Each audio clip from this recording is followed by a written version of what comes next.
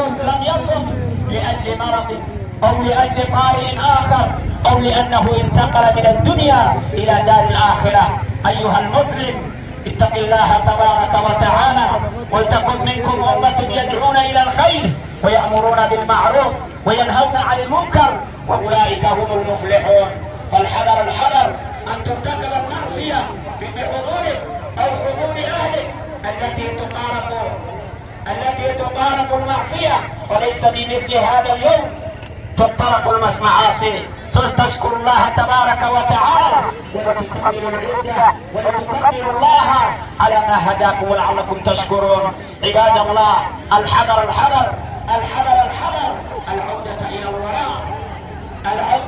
الوراء وأن تخزن بالنوافل حتى نحبه كما رواه البخاري أيها المسلمون. وهو الفرض الذي فرض الله سبحانه وتعالى بمجرد دخول العيد. لهجت الأنس بتقدير الله سبحانه وتعالى في بيوت الله وفي المنازل والطرقات وفي الأسواق وفي مصليات العيد.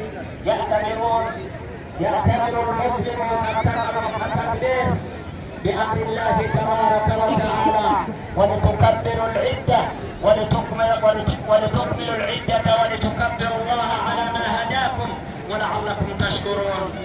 لقد تشرفت الأسماء، وعباد الرحمن يحبون سنة عظيمة ويحيون سنة عظيمة، سنة التكبير.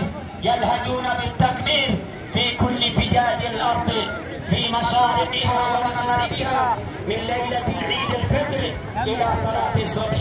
الله أكبر الله أكبر الله أكبر كبيرا، والحمد لله كثيرا، وسبحان الله بكرة وأصيلا. أيها المسلمون، وتلك نعمة عظيمة من الله سبحانه وتعالى تستحق الشكر والحمد.